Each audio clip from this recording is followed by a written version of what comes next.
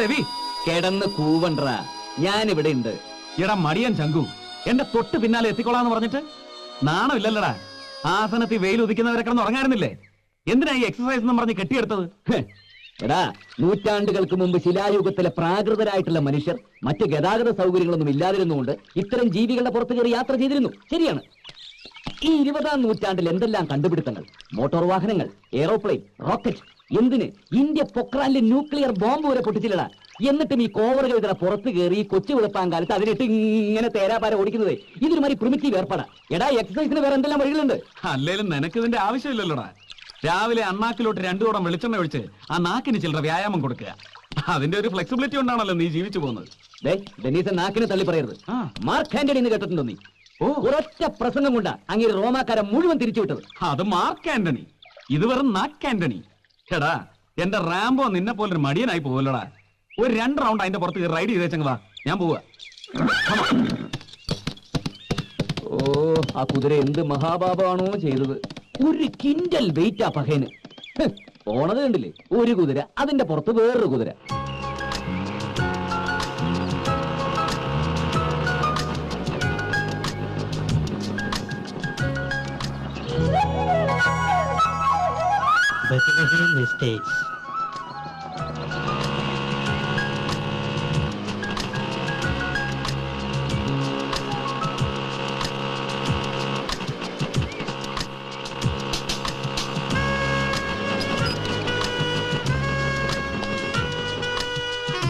Hello, ഒരു courier ഉണ്ട്.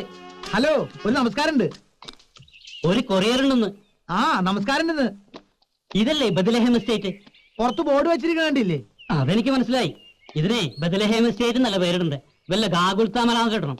എന്തൊരു കയറ്റോടോ, മനുഷ്യന്റെ ഊപ്പാടളി. ഒരുപാട് അളിയോ? തന്നെ ആരെങ്കിലും കെട്ടിയെടുക്കാൻ പറഞ്ഞ? പിന്നെ ഈ കൊറിയർ അവിടെ നിന്ന് നടന്നു വരൂ. ആരേ രവിശങ്കർ? അയാം മോനായി. പണ്ട് മോളായിരുന്ന? എടോ, എന്റെ അച്ഛന് മോനായി, അപ്പൊ ഞാൻ മോനായി. Very good. ഞാൻ ഈ രവിശങ്കർ ആരാന്ന് ചോദിച്ചത്. താൻ ആദ്യം ഞാൻ ആരെന്ന് മനസ്സിലാക്കി, പിന്നല്ലേ രവിശങ്കർ. അതെനിക്ക് മനസ്സിലായി. ആ ചായക്കടക്കാരൻ ചെക്കൻ പറഞ്ഞു. എന്ത് പറഞ്ഞു? ഒരു കരിമന്തി അവിടുത്തെ കാര്യസ്ഥനം. കരിമന്തി ആ ചായക്കടക്കാരന്റെ തന്തയാ. അപ്പൊ നിങ്ങളുടെ മോനാ ചെക്കൻ? എടോ കൊറിയേ, അയാം മോനായി, മാനേജർ ഓഫ് ബദലഹം എസ്റ്റേറ്റ്. എന്ത് വാഴക്കാലങ്ങളാട്ടെ, ഇതങ്ങോട്ട് ഒപ്പിട്ട് ഈ സാധനം വാങ്ങിക്കും. എന്തത്? ഇത് അങ്ങനെ നമ്മുടെ വാങ്ങിച്ചിട്ട് വെക്കാൻ പറ്റില്ല. Ravishankar, Bethlehem estate, Chandragiri. ഈ അഡ്രസ് കറക്റ്റ് അല്ലേ? അഡ്രസ് കറക്റ്റ് ആണ്, പക്ഷെ ആള് കറക്റ്റ് അല്ല. ഈ രവിശങ്കർ അതിനെ എനിക്ക് വല്ല ചെയ്യാൻ പറ്റുമോ? പുള്ളിക്കാരനോട് വിളി, ഞങ്ങൾ തമ്മിൽ ഡീൽ ചെയ്തോളാം. എടോ, ഈ ഫാം എന്റെ ബോസ് മിസ്റ്റർ ഡെന്നി സാറിന്റെയാ. ഈ പറഞ്ഞ രവിശങ്കറും ഡെന്നി സാറും തമ്മിൽ കേട്ടതൊക്കെയായാലും ഒരു ഫ്രണ്ട്ഷിപ്പ്, അത്രേ ഉള്ളൂ. അല്ലാതെ അയാൾക്ക് വരുന്ന പാർസൽ മുഴുവൻ 2 കൈ നീട്ടി സ്വീകരിക്കാന്ന് പറഞ്ഞാൽ നടക്കില്ല. ഇതിനകത്ത് വല്ല ബോംബാണെങ്കിലോ? ബോംബാണെങ്കിൽ പൊട്ടുമറിയാലോ. നിന്റെ ചേട്ടത്തിനെ പൊട്ടിച്ചാൽ നിനക്ക് മനസ്സിലാവട്ടെ, ഞാൻ പൊട്ടിച്ചാന്ന്. ഇതെന്ത് പൂച്ചാരിയുടെ കരണേട്ടാ? അപ്പൊ ചത്തിട്ടില്ല. ഞാനാ വളവിലെ കട്ടറിൽ വീണപ്പോ ചത്തെന്ന് വിചാരിച്ചേ. എന്താ മോനെ, ആരാ? സാറ് ഇയാള് കാലത്ത് തന്നെ വന്നെന്തോ ചോറിയാണെന്നൊക്കെ പറഞ്ഞ പ്രശ്നം ഉണ്ടാക്കുന്നുണ്ട്. എന്താ ചുറ്റിക്കളി കേസാ? Sir, I am from Diana courier. ഒരുപാട് ദൂരം യാത്രയാണ് സാർ ഞാൻ വരുന്നത്. ആക്ച്വലി ഞങ്ങൾക്ക് ഏരിയയിൽ സർവീസ് ഇല്ല. ഇത് സോണൽ ഓഫീസിൽ നിന്ന് ബ്രാഞ്ച് ഓഫീസിലേക്കും അവിടെ നിന്ന് സബ് ഓഫീസിലേക്കും സ്പെഷ്യൽ ഇൻസ്ട്രക്ഷൻ വന്ന കേസാണ് സാർ. ഈ പൂച്ചക്കുട്ടി ജീവനോട് എത്തിക്കണമെന്ന്. മൈ ഗോഡ്സ് ഗ്രേസ് ഇതിനോട് എത്തിക്കണം സാർ. മിസ്റ്റർ രവിശങ്കറിന് മോനായി പറഞ്ഞ കേക്ക്. രവി സാറിന് പട്ടിയുടെ രൂപത്തിലും പൂച്ചയുടെ രൂപത്തിലും ഓരോ സാധനങ്ങൾ വരുന്നത്. ഇത് ഏറ്റെടുക്കേണ്ട അവസാനം പുലിവാലാവും. ഇതെങ്ങനെയാണ് പുലിവാലാവുന്നത്? ഇത് പൂച്ചവാലല്ലേ? ഇത് ഞാൻ പിടിച്ചോളാം. ആരെടുത്ത് ചോദിച്ചിട്ടായി ഗൗൺ എടുത്തിട്ട്? ഇന്നലെ രാത്രി തണുപ്പുണ്ടായി, ചെറിയ സംശയം, അതുകൊണ്ട് എടുത്തിട്ടാ. നീ അയാൾക്ക് ഒരു 150. ഓക്കെ, 150. ഇല നക്കിപ്പട്ടിയുടെ കിരി നക്കല്ലേട്ടാ. ഇലയിലും എല്ലാം നക്കാണ്ടായിട്ട് വേണ്ട നിന്റെ കിരി നക്കാൻ.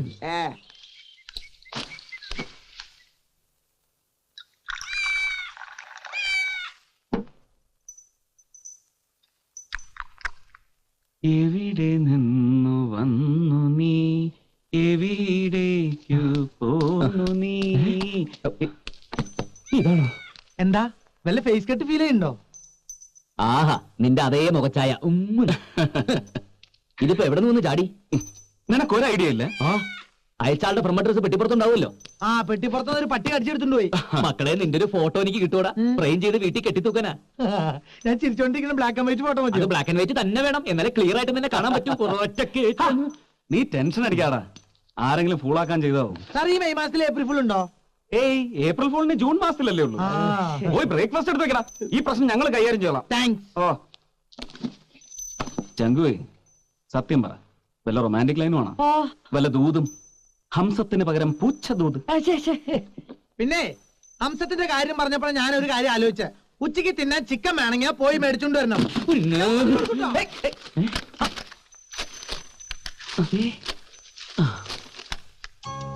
ഒഴിവുകാലം വരുന്നു എന്റെ സുന്ദരൻ മുറച്ചെറുക്കൻ പൂച്ചെ.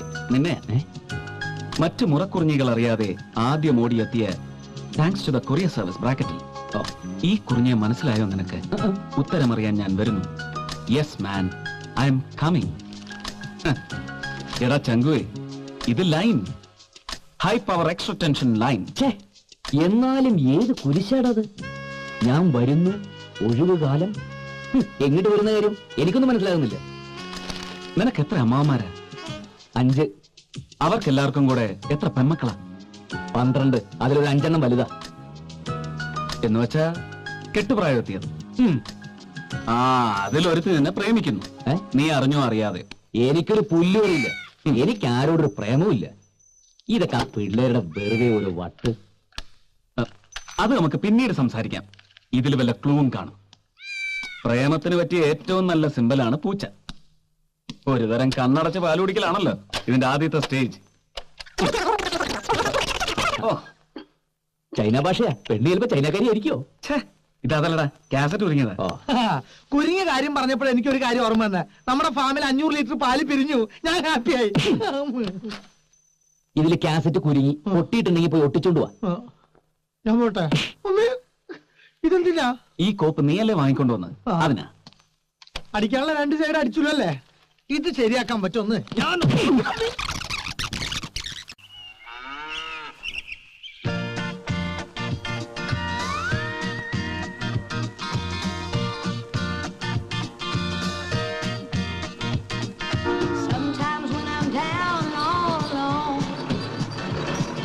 നമസ്കാരം. ഓ, നമസ്കാരം. നമസ്കാരം. മുതലാളി ഒന്ന് കാണാൻ വന്ന അവിടെ ഇല്ലേ? മുതലാളി? എന്താ കാര്യം? കാര്യം രവിശങ്കർ മുതലാളിയോട് നേരിട്ട് പറയാനുള്ളതാ. ഓ, രവിശങ്കർ മുതലാളി. പറയണം ചേട്ടാ, എന്താ പ്രശ്നം? ഇവിടത്തെ ഒരു 50 പശുക്കളെ വിൽക്കാനുണ്ടെന്ന് പറഞ്ഞിരുന്നു. ആര് പറഞ്ഞു? രവിശങ്കർ പറഞ്ഞു? ഇല്ല, ഞാൻ ബ്രോക്കർമാർ വഴി അറിഞ്ഞതാണേ. ഇവിടെ അങ്ങനെ ഒരു പ്ലാൻ ഇല്ലല്ലോ. പശുവിനെ വിൽക്കുന്ന കാര്യം ആരോടും പറഞ്ഞിട്ടുമില്ല. നമുക്കതിനെ കുറിച്ച് അറിയാഞ്ഞിട്ടാവും. രവിശങ്കർ മുതലാളിയെ വിളിക്കൂ, ഞാൻ സംസാരിക്കാം. എന്നോട് ബ്രോക്കർ കണ്ണപ്പനാണ് പറഞ്ഞത്. അയാൾ നുണ പറയില്ല. ചേട്ടാ, ഇപ്പൊ ഞാൻ പറയുന്നൊന്ന് വിശ്വസിക്കേട്ടാ. ഇവിടുത്തെ ഒരൊറ്റ പശുവിനെ പോലും വിൽക്കാൻ ഉദ്ദേശമില്ല. അത്രയ്ക്കങ്ങ് തർപ്പിച്ച് പറയാൻ നമ്മളാരാ? ഞാനാ ഇതിന്റെ ഓണർ, ഡെന്നിസ്. എന്താ ഞാൻ പറഞ്ഞ പോരെ? ഓക്കെ. അപ്പൊ രവിശങ്കറോ? രവിശങ്കറിന്റെ ഫാം ആണെന്നാണല്ലോ ഞാൻ കേട്ടത്. ഇയാൾക്ക് ഇനിയും വിശ്വാസം ഇല്ലെങ്കിൽ ഞാൻ പണിക്കാരെ വിളിക്കാം. വേണ്ട, വിശ്വാസമുണ്ട്. അവരെ വിളിക്കുന്ന ഇയാളെ വിശ്വസിപ്പിക്കാനല്ല, പുറത്തേക്കുള്ള വഴി കാട്ടി തരാനാ. ഇങ്ങോട്ട് വന്ന വഴി തന്നെയല്ലേ അറിയാം. അവരെ വെറുതെ ബുദ്ധിമുട്ടിക്കണ്ട. അതെ, ഈ രവിശങ്കർ മുതലാളിക്ക് ഫാം ഉണ്ടോ? ഉവ്. പുറത്തെ റോഡിലോട്ട് ഇറങ്ങി കിഴക്കോട്ട് വെച്ച് പിടിക്കണം. 1/2 ഫർലോങ് ചെല്ലുമ്പോ കാണാം രവിശങ്കറിന്റെ ഫാമിന്റെ ബോർഡ്. അല്ല, അവിടെ കന്നുകാലികൾ അല്ലല്ലോ, ആനയെ വളർത്തുന്ന സ്ഥലം. ഒന്ന് പോടോ. കുറ്റിയും പിടുന്നുണ്ട്, പോന്നോളൂ ഓരോന്ന്. അല്ല, സാറ് കിഴക്കോട്ടാണോ? അല്ലല്ലോ,